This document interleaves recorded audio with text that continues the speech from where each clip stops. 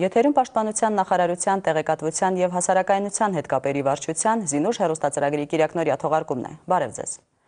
2011 թվականի աշնանային զորակոչին անթառաջ Հայաստանի Հանրապետության Պաշտպանության նախարարությունում անցկացվեցին հավաք պարապմունքներ։ Նշենք նաեւ, որ հավաք պարապմունքներում ներգրավված էին պետական եւ տարածքային կառավարման մարմինների ներկայացուցիչներ։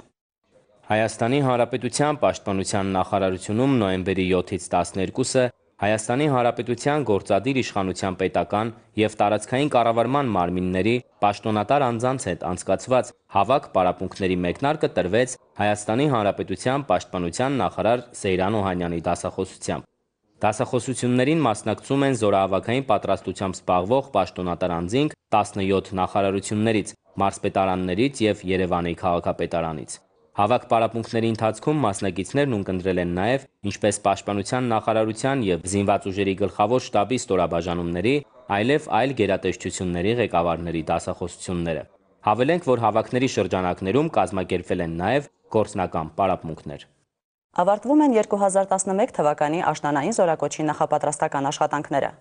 Զինակոչիկներն իրենց փաստաթղթերն են ներկայացնում տարածքային զինկոմիսարիատներ, մասնակցում բժշկական հանձնաժողովների բուժզննումներին։ Զորակոչի մեկնարկին ընթառաջ մեր նկարահանող խումբը եղել է Ախուրյանի տարածքային զինվորական կոմիսարիատում։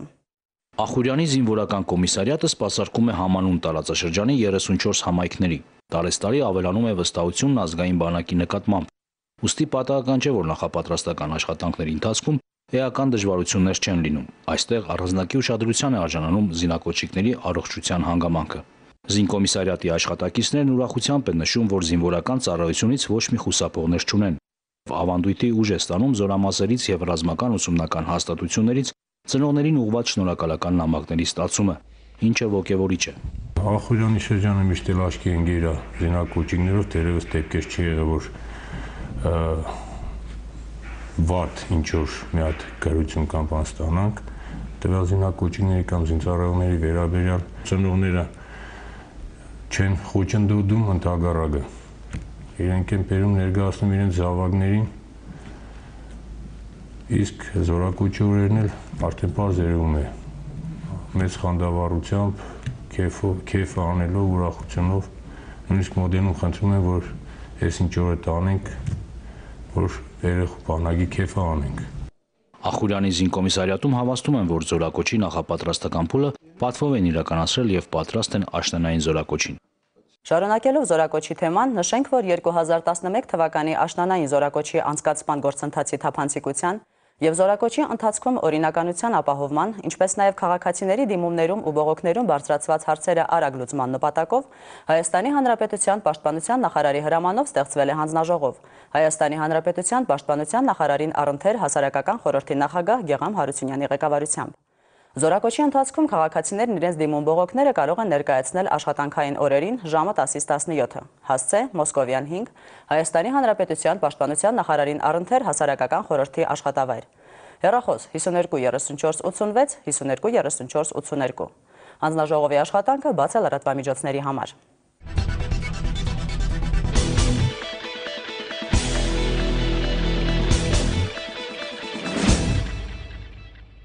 Զորամասային առօրյա, այս խորագիրն է կրում մեր հաջորդ տեսանյութը, որն անդրադարձ է ազգային բանակի մոտոհրաձգային զորամասերից մեկի ծառայողական առօրյային։ Ինչպես փաստում է մեր նկարահանող խումբը, այդ զորամասում էլ զինված ուժերի մյուս ստորաբաժանումների պես շարունակվում են ուսումնական կիսամյակի ծրագրով նախատեսված դասընթացներն ու պարապմունքները։ Զինված ուժերի մարտունակության բարձրացման միակ միջոցը ժամանակին համընթաց կատարելագործվելն է եւ ամենօրյա դասաժամերն արդյունավետ անցկացնելը։ Ահա թե ինչու մեզ հյուրընկալած մոտոհրաձգային զորամասում դասաժամերը հաջորդում էին մեկը մյուսին եւ դրանց ընթացքում զինվորներին էին ներկայացվում մասնագիտական նրբություններն ու դրանց կատարման ժամանակ անհրաժեշտ անվտանգության կանոնները։ Այսպես, լսարաններից մեկում զինծառայողներին հանրամատչելի կերպով մասնավորապես մեկնաբանվում էին միջազգային մարդասիրական իրավունքի հիմնարար դրույթներն ու Հայաստանի Հանրապետության զինված ուժերի մարտական գործողությունների մասնակցի վարքականոնը։ Հիշեցնենք, որ Հայաստանի Հանրապետությունը մեկն է այն 192 երկրներից, որոնք վավերացրել են միջազգային մարդասիրական իրավունքի հենքը հանդիսացող Ժնևյան կոնվենցիաները։ Նշենք, որ դրանց նպատակն է սահմանափակել զինված ընդհարումների հետևանքները եւ պաշտպանել քաղաքացիական անձանց ու ռազմագերիների իրավունքները։ Զորամասի մեկ այլ հատվածում հրետանային մարտկոցի համալիր պարապմունքի շրջանակներում ընթանում են հրետանային դիվիզիոնի գործնական դասաժամերը, որոնց ընթացքում զինվորները յուրացնում են առավելագույնս կարճ ժամանակահատվածում ճշտել թիրախի կոորդինատները, կատարելագործել հրանոթը մարտական վիճակի բերելու համար անհրաժեշտ ժամանակային չափորոշիչներն ու պահանջները։ Մարտական պատրաստությունից զատ Զորամասում պատշաճ ուշադրություն է դարձվում նաև զինվորների ֆիզիկական պատրաստությանը։ Այստեղ քաջ գիտակցում են, որ ֆիզպատրաստությունը զինված ուժերի մարտունակությունն ապահովող կարևորագույն նախապայմաններից է։ Դրա մասին են վկայում անկախ եղանակային գործոնից կանոնավոր կերպով անցկացվող դասաժամերը, որոնց ընթացքում զինծառայողները վարժասարքերի միջոցով բարելավում են իրենց ֆիզիկական տվյալները։ Որպես արդյունք, գնդի 6-րդ հրաձգային վաշտն ուսումնական փուլի շրջանակներում կայացած համաբանակային մրցումներում լավագույնն է ճանաչվել 10 կիլոմետր կրոսավազքում։ Իդեպ զինվորների խոսքերով կարճ ժամանակահատվածն էլ բավական է ընկալելու, որ ամենօրյա հստակ կարգացուցակի եւ վարժանքների արդյունքում ֆիզիկական կարողություններից զատ փոխվում է նաև նորակոչիկի հոգեբանությունը։ Ի հայտ են գալիս բարոյակամային նոր հատկանիշներ, որոնք անշուշտ պետք են գալու նաև հետագա կյանքի ընթացքում։ Զինվորական համազգեստ հագնելուց հետո ամբողջովին իմ մեջ իմ աշխարհայացքը 360 աստիճանով փոխվեց, որովհետև այստեղ բանակում տեսնում ես կարգապահություն, ռեժիմ, շարժվում ես ռեժիմով եւ դա ամենակարևորն է մարդու մեջ, որ կոփվում է մարդը, ձեռք է բերում ֆիզիկական ամրություն։ Բանակը ինձ տվեց առավելագույն կարգապահություն եւ այդ կարգապահությունը օր-օրի ավելի ու ավելի է մեծանում, ինչը եւ բերում է պատասխանատվության ավելացմանը։ Բացի այդ, կարող եմ ասել, որ բանակում ծառայելը ինքնին մի արվեստ է եւ այդ արվեստը կրկնապատկվում է, քանզի խոսքը գնում է հայրենիքի մասին, իսկ հայրենիքը ինքնին մեծ արժեք է։ Իդեպ Զորամասում այդ օրը հանդիսավոր պայմաններում տեղի ունեցավ գնդի ուսումնական փուլի արդյունքներով լավագույնը ճանաչված զինծառայողների խրախուսման արարողությունը։ Հանձնելով արձակուրդային թերթիկները, գնդի շտաբի պետը շնորհավորեց եւ նորանոր հաջողություններ մաղթեց ուսման առաջավորներին, համոզմունք հայտնելով, որ վերադառնալով Զորամաս, նրանք նոր լիցքերով կընդգրկվեն ուսումնական փուլի շրջանակներում ընթացող դասընթացներին։ Զորամասում լիովին գիտակցում են, որ հակառակորդի հնարավոր ոտնձգությանը հակազդող միակ զսպաշապիկը հայկական զինված ուժերի մարտական պատրաստության բարձր աստիճանն է։ Ըստ այդմ, ինչպես նկատում է Զորամասի շտաբի պետ Գրիգոր Սահադյանը, յուրաքանչյուրի պարտքն է ընթացիկ ուսումնական փուլի շրջանակներում անցկացվող դասընթացները ծառայեցնել ի նպաստ ազգային բանակի մարտունակության հետագա բարձրացման։ Շարունակվում է զինված ուժերի համալրումը շարքային կազմի պայմանագրային զինծառայողներով։ Պայմանագրային հիմունքներով զինվորական ծառայության կարող են անցնել շարքային կազմի 20-ից 45 տարեկան արական սեռի այն պահեստազորայինները, ովքեր ունեն ֆիզիկական եւ առողջական բավարար տվյալներ։ Պայմանագրային զինծառայության անցնելու եւ մարտական հերթապահության մեջ ընդգրկվելու դեպքում պայմանագրային զինծառայողները կստանան մինչեւ 120,000, իսկ առանց մարտական հերթապահության 94,000-ից մինչեւ 100,000 դրամական բավարարում։ Պայմանագրային զինծառայողները կօգտվեն զինծառայողների եւ նրանց ընտանիքի անդամների սոցիալական ապահովության մասին Հայաստանի Հանրապետության օրենսդրությամբ նախատեսված բոլոր իրավունքներից եւ արտոնություններից։ Մանրամասն տեղեկությունների համար կարող եք դիմել տարածքային զինկոմիսարիատ կամ զանգահարել 29 44 53 հեռախոսահամարով։ Ազգային բանակի ռազմավիացիոն ստորաբաժանումներում ըստ մարտական պատրաստության պլանի բարբերական բնույթ են կրում մարտավարամասնագիտական թռիչքները, որոնք միտված են մարտունակության հետագա բարձրացմանը։ Եվ ահա զինված ուժերի ռազմավիացիոն զորամասերից մեկի ուսումնական հերթական թռիչքների ներկա է եղել նաև մեր նկարահանող խումբը։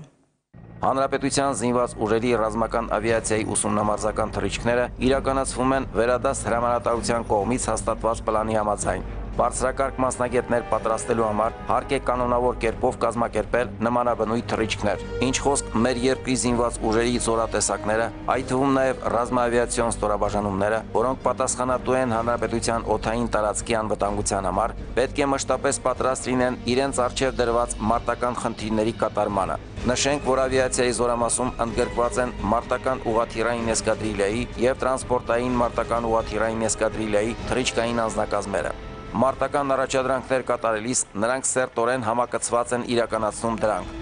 Ուսումնամարզական թռիչքներին նախորդում է վերգետնյա ծառայությունների մանրակրկիտ աշխատանքը։ Օդ բարձրացող ռազմական ուղղաթիռների սարքինությունը պետք է անթերի լինի, իսկ մեր օդուժը բազմիցս ապացուցել է, որ ունակ է ամենաբարդ խնդիրները լուծել թե ռազմի դաշտում, թե խաղաղ պայմաններում։ Զորամասի թռիչքային անձնակազմերը մասնակցել են Հանրապետության անկախության 21-ին նվիրված զորահանդեսին, կրկին անգամ ապացուցելով իրենց բարձր մասնագիտական որակավորումը։ Մեր օդաչուները հայտնի են աշխարհում իրենց արհեստավարժությամբ եւ մեր ռազմական օդաչուները միշտ պատրաստ են ցանկացած եղանակին կատարել մարտական խնդիրները եւ խոցել հակառակորդին։ Մեր ռազմական օդաչուները բազմիցս են արժանացել բարձր գնահատականների ու դրվատանքի խոսքերի։ Տարբեր զորավարժությունների, մարզումների, վարժանքների ժամանակ նրանք ապացուցել են, որ արժանի շարունակողն են ռազմական այն փառահեղ ավանդույթների, որոնք հայ օդաչուների մասնակցությամբ ձևավորվել են երկրորդ աշխարհամարտի եւ Արցախյան ազատամարտի տարիներին։ Օրերս Զինուշ հեռուստածրագրի հյուրասրահ է հրավիրվել պատմաբան Հայոց ցեղասպանության թանգարան ինստիտուտի տնօրեն Հայկ Դեմոյանը։ Ցեղասպանության միջազգային ճանաչման արդիփուլի ինստիտուտում կատարված նոր ուսումնասիրությունների եւ դրանց արդյունքների մասին հյուրի հետ զրուցել է մեր թղթակից Նաիրա Համբարձումյանը։ Հայոց ցեղասպանության միջազգային ճանաչման գործընթացի ներկայիս փուլի համացանցում եւ լրատվամիջոցներում տեղեկատվական անվտանգության եւ մի շարք այլ կարևոր խնդիրների շուրջ այսօր զրուցելու ենք Ցեղասպանության թանգարան ինստիտուտի տնօրեն Հայկ Դեմոյանի հետ։ Բարև ձեզ, պարոն Դեմոյան։ Պարոն Դեմոյան, նախ խնդրեմ ներկայացրեք, թե այսօր ինչ փուլում է գտնվում Հայոց ցեղասպանության միջազգային ճանաչումը։ Նախ Հայոց ցեղասպանության միջազգային ճանաչում գործընթաց ասելով մի քանի տարեր պետք է առանձնացնենք, դա բուն քաղաքական process-ն է, երբ որ տարբեր երկրների խորհրդարանների կամ առաջին դեմքերի կողմից լինում են հայտարարություններ ցեղասպանության փաստը կրկին արձանագրելու կամ ճանաչելու առումով։ Մյուս կարևոր դրվագը, որ մասին շատ քիչ է խոսում, դա ակադեմիական ճանաչումն է։ Այս ոլորտում էլ կան հետաքրքիր զարգացումներ, ինչի մասին ենք մենք խոսում ենք նոր նյութերի շրջանառության մեջ դնելու եւ գիտնականների այն սերունդի մասին, ովքեր արդեն հարցականի տակ չեն դնում, իսկ նախկիններում ովքեր փորձում էին հարցականի տակ դնել ցեղասպանության պատմական փաստը, նկատվում է նաեւ անցում դեպի ոչ ժխտողական ճամբար, այսինքն դա գիտական, քաղաքական նաև գործընթաց է, որը երբեմն նաև փոխկապակցում է։ Սա համահայկական խնդիր է եւ կարծում եմ, որ եւ Հայաստանի Հանրապետությունը որպես միջազգային գործընթացների եւ միջազգային իրավունքի սուբյեկտ եւ Սփյուռքը որպես բազմաթիվ երկրներում լավ ներկայացված կառույց կարող են համատեղ հասնել եւ ձևակերպել այդ օրակարգը, համահայկական օրակարգը։ Պարոն Դեմոյան, վերջերս մեծ աղմուկ բարձրացրեց նաեւ Բաքու AM կայքի բացումը։ Համացանցում հայտնվել է, խնդրեմ մի փոքր կայքի աշխատանքի մասին եւ ներկայում ինչ փուլում է գտնվում։ Այն ինչ որ մենք արեցինք այս տարի փետրվարին, երբ որ գործարկվեց Բաքուի կայքեջը, եթե ռազմական տերմինաբանություն օգտագործենք, ապա դա կոչվում է վիրտուալ գրավում Բաքվի։ Մենք որևէ մեկի չխլեցինք, դա այլ ուղղակի գրագետ ակադեմիական ոճով առանց որևէ ատելություն քարոզելու, մենք ուղղակի ներկայացրեցինք Բաքվի թաքնված ադրբեջանցիներից, հատկապես երիտասարդ ադրբեջանցիներից, ում հрамցվում միայն պետականորեն հովանավորվող այլատյացությունը եւ հայատյացությունը, ահա մենք հрамցեցինք ալտերնատիվ իրական պատմությունը, որը ամբողջովին հիմնված է հղումների եւ պատմական փաստերի վրա։ Արդյունքը ուղղակի մեր սպասելիքները նույնիսկ գերազանցեց այն հիստերիան եւ շոկը, հոգեբանական շոկը կրկնապատկվեց, երբ հոկտեմբերի 18-ին կայքեջի 4-րդ լեզուն ավելացրեցինք եւ պատահական չէր ադրբեջաներենով, այսինքն եթե մենք թիրախ ենք վերցնում երիտասարդ ադրբեջանցիներ, ում դպրոցում մերժել են այդ տեղեկատվություն տալը, ինչ ունենք նաև թուրքական սցենարով, ապա մենք ավելի խորացրեցինք այս հարվածը եւ դրա արտահայտությունը, եթե այլ արձագանքներ չվերցնենք, միայն հայախառն նամակները, որ մենք ամեն օր տասնյակներով ստանում ենք, ուղղակի վկայությունն է, որ մենք ճիշտ թիրախին ենք հարվածել։ Այն ինչ որ կարելի է հոգեբանորեն որակել հետևանք, դա կարող է անվանվել ներքին հոգեբանական փլուզում։ Պարոն Դեմոյան, մեր հակառակորդի մասնավորապես Ադրբեջանի կողմից հատկապես համացանցում բազմիցս աղավաղվում է տարբեր գիտական կեղծ հոդվածներ ներկայացնելով, տարբեր թեզեր առաջ քաշելով աղավաղվում է հայոց պատմությունը, մասնավորապես Լեռնային Ղարաբաղի խնդրի հետ կապված։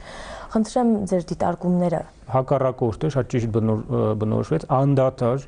եւ առաջին դեմքի մակարդակով տրված հրահանգին հետևելով իրականացնում է հայ ազգի նկարագիրը, հայոց պատմությունը, ել չասեմ հակամարտության բուն բովանդակությունը եւ էությունը խեղաթյուրելու անընդհատ գործողություններ, թե ներքին լսարանին ուղղված, թե արտաքին լսարանին։ Աշխատանքը իրականացնելու համար տրվում են հսկայական ահռելի ռեսուրսներ,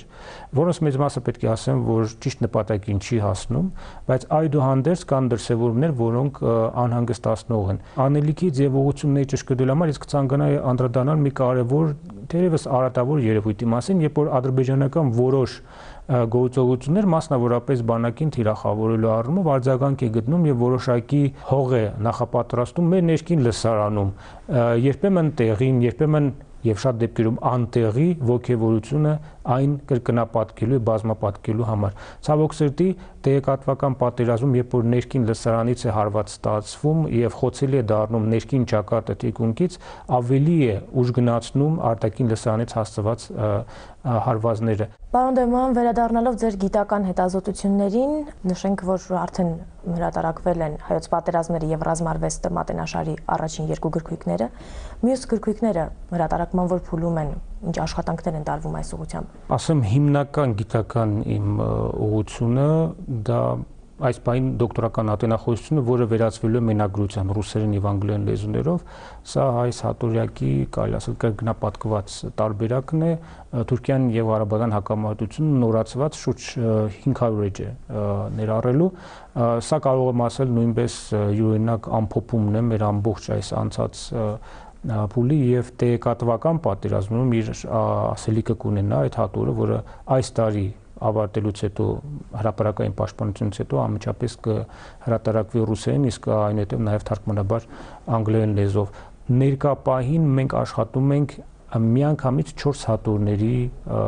պատրաստման ուղղությամբ, շատ մեծ է գայթակղությունը, որպեսզի կարողանանք հունվարին բանակի 21-ին հասցնել այդ 4 հատորը անմիջապես շնորհանդես, սա կլինի մեր նվերը բանակին, որոնք են դրանք հաջորդաբար Երևանդունների շրջանի Հայաստանի ռազմական կառույցն է եւ բանակն է, այնուհետև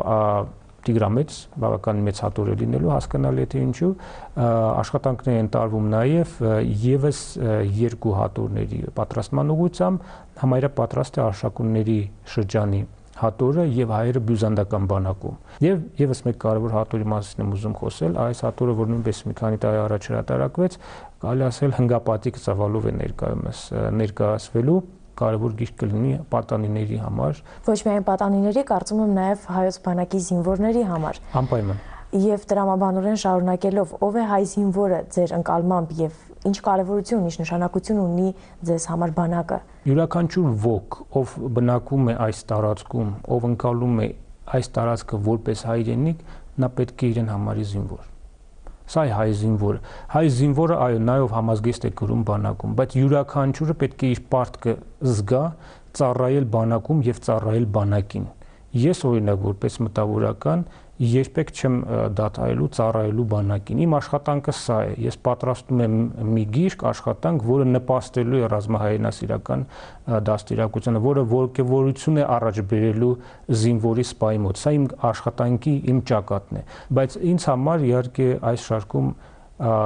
իսկական զինվորը դա առաջին գծում հայրենիքի սահմանները գիշեր-ցերեկ պաշտպանող զինվորն է։ Շնորհակալություն, պարոն Դեման։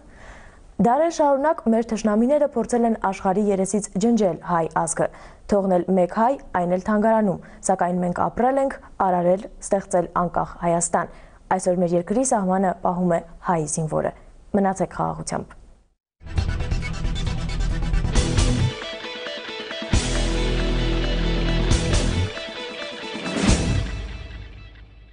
Շարունակում ենք թողարկումը։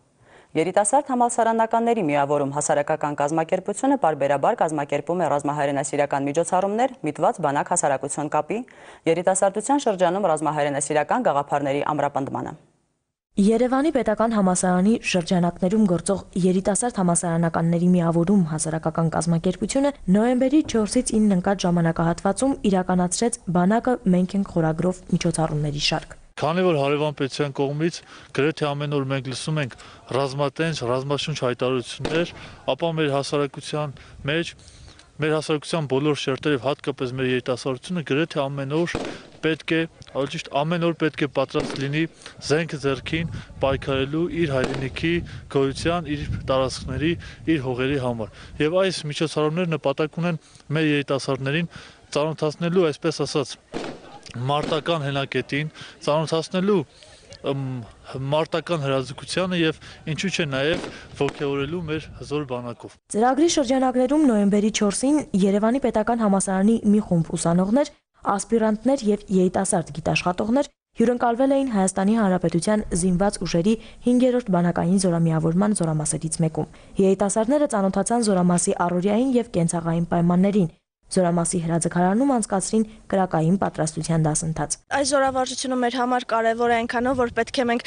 հասկանանք, թե պատերազմի ժամանակ ինչ են զգում զինվորները ընդհանրապես, եւ եթե հանկարծ Աստվածաշանի այսպիսի դեպքեր լինի, թե մենք մեզ ինչպես կարող ենք պահել այդ պայմաններում։ Եվ ամենակարևորը, որ հենց մեր զինվորները, Արաքան սեռի ներկայացուցիչները կարողանան լավ դրսևորել իրենց, այդքանով կարևոր է ամեն ինչը։ Կապ չունի սեռը, բայց պետք է անպայման իմանալ, թե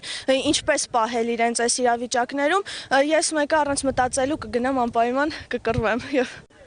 կմասնակցեմ այս զորավարժություններին։ Ինչ խոսք աշնանային զորակոչի մեկնարկից առաջ կարևոր նշանակություն ուներ երիտասարդներին բանակային առօրյային ծանոթացնելը։ Բանակը մենք ենք խորագրով ծրագրի հաջորդ նախաձեռնությունը կայացավ նոյեմբերի 9-ին։ Այդ օրը Հանրապետության բարձրագույն ուսումնական հաստատությունների մոտ 1000 ուսանողներ այցելեցին Եռաբլուր Պանթեոն հարգանքի տուրք մատուցելու Արցախյան ազատամարտում զոհված ազատամարտիկների հիշատակին։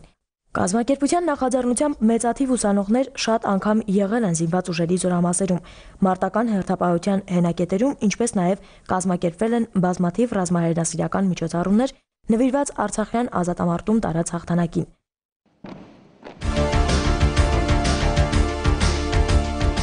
Հայաստանի Հանրապետության զինված ուժերում գործում է պայմանագրային սերժանտների ինստիտուտը, որտեղ զինված ուժերի տարբեր ստորաբաժանումներում ծառայելու համար պատրաստվում են դասակի հրամանատարների տեղակալներ։ Պայմանագրային սերժանտական զինվորական ծառայության դասընթացների տևողությունը 4 ամիս է։ Դասընթացներին կարող են մասնակցել մինչև 25 տարեկան պարտադիր ժամկետային զինվորական ծառայություն անցած շարքային կազմի պահեստազորայինները եւ զինված ուժերում 1.5 տարի ծառայած պարտադիր ժամկետային ծառայողները, ովքեր ունեն միջնակարգ կրթություն պիտանի շարային ծառայության համար։ Դասընթացների ընթացքում կուրսանտները կստանան 85,000 դրամ ամսական բավարարում, իսկ ուսման ավարտից եւ զորքերում ծառայության անցնելուց հետո մինչև 150,000 դրամ աշխատավարձ։ Ծառայության ընթացքում սերժանտները կօգտվեն զինծառայողների եւ նրանց ընտանիքների անդամների սոցիալական ապահովության մասին Հայաստանի Հանրապետության օրենսդրությամբ նախատեսված բոլոր իրավունքներից եւ արտոնություններից։ Մանրամասն տեղեկությունների համար դիմել տարածքային զինկոմիսարիատներ կամ զանգահարել 29 44 53 հեռախոսահամարով։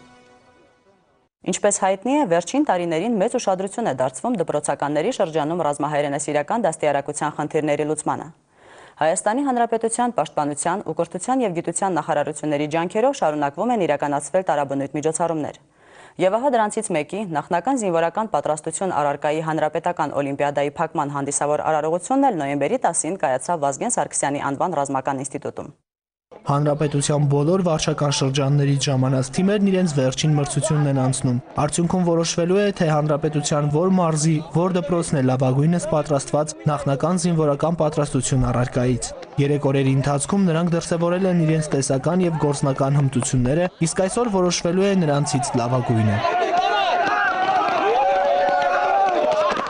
Արդյունավետ է այն առումով, որ եւ քանակական առումով, եթե համատել ունենք անցյալ տարվա հետ, անցյալ տարի մոտ 25,000 մարդ էր մասնակցել առաջի փուլին, մրցումները անցկացվում 4 փուլով, 4-րդ եզրափակիչ փուլն է։ Այս տարի արդեն մենք հաշվարկ ենք կատարել, արդեն 30,000-ից ավել են։ Ես կարծում եմ, որ զինվեկները, ֆիզկուլտուրայի ուսուցիչները արդեն ավելի մեծ ուշադրություն են դարձնում, արդեն պատրաստված են գալիս ավելի,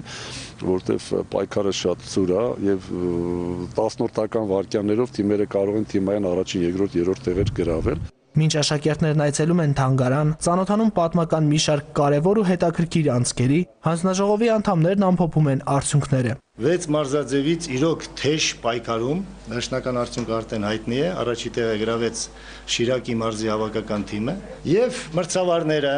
եւ Ներկայացուցիչները ամեն ինչ արեցին, որպեսզի մրցումները անցկացվի բարձր մակարդակով։ Նախքան հաղթող թիմերին պարգևատրելը թանկարժեք նվերներ ու պատվոգրեր են շնորհվում տարբեր մրցույթային վարժանքներից լավագույն արդյունքներ ցուցաբերած աշակերտներին։ Իսկ հանրապետական օլիմպիադայի հաղթող ճանաչվեց Շիրակի մարզի թիմը, երկրորդ տեղը զբաղեցրեց Արագածոտնի թիմը, իսկ երրորդը Կոտայքի մարզի թիմը։ Զինված ուժերում ամառային ուսումնական փուլը մոտենում է ավարտին, ինչը նշանակում է, որ ուսումնական զորամասերում մեկնարկում են ավարտական քննությունները եւ ստուգարքները։ Ըստ այդմ զինված ուժերի թիկունքի ծառայության կրտսեր մասնագետների պատրաստման ուսումնական զորամասում կուրսանտ խոհարարներն իրենց պատրաստած ճաշատեսակներն են ներկայացրել խստապահանջ հանձնաժողովին։ Բանակում բոլոր մասնագիտություններն են կարևորվում, սակայն կա մեկը, որի վարժ տիրապետումից էլ կախված է զինվորի մարտունակությունը, խոսքը բանակի խոհարարների մասին է։ Սակայն մի բան է, երբ քեզ պատրաստի կերակուր են մատուցում, այլ է, երբ կերակուրդ պատրաստում է սեփական ձեռքերով։ Մատուցվող կերակուրն առավել համեղ է ստացվում, երբ խոհարարը գրագետ է, բարեխիղճ կամ էլ անցել է փորձառու ուսուցիչների դասընթացները։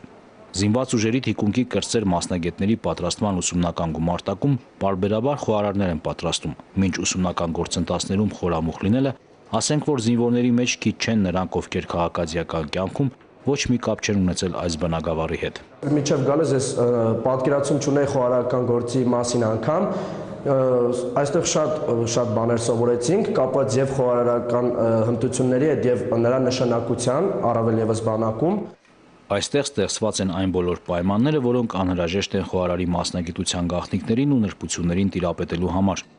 Անընդհատ նորացվող սարքավորումների հնարավորություններին ծանոթացնում են համապատասխան մասնագետները, իսկ երկար տարիների փորձ ունեցող սպաները 4 ամիս շարունակ ամենայն մանրամասնությամբ ու պատասխանատվությամբ իրենց տեսական ու գործնական գիտելիքներն են հաղորդում զինվորներին։ Ամառային ուսումնական փուլի ընթացքում զինված ուժերի թիկունքի վարչության պարենային ծառայության պետի եւ գումարտակի խոհարար հրահանգիչների մասնակցությամբ փորձարկվել են շուրջ 17 ճաշատեսակներ, որոնք հետագայում ընդգրկվեցին համազորային սննդակարգի մեջ։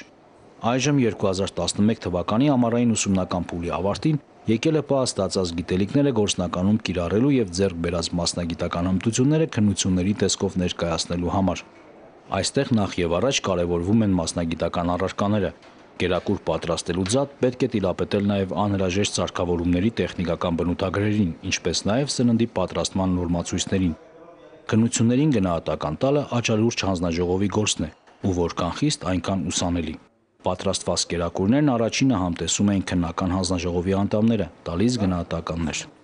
Պետք է ասել, որ ընդունող հանձնաժողովի անդամներն հաճելիորեն զարմացած էին ցուցաբերած վարպետությունից, իսկ նշանակված բարձր գնահատականները ներկայացվածի տրամաբանական վերջաբանն է։ Իմ սիրած նախընտրածը հենց որ ես պատրաստում եմ ուզբեկական փլավներ, բայց բացի դրանից նաև փլավ նավատորմայինը, բորշը շատ լավ, այստեղ յուրաքանչյուր զինվորի մոտ բորշն է շատ լավ ստացվում, դա երևի կախված է խոհարար հրահանգիչների այդ ուսուցանումից, բոլորի մոտ շատ լավ է բորշը ստացվում։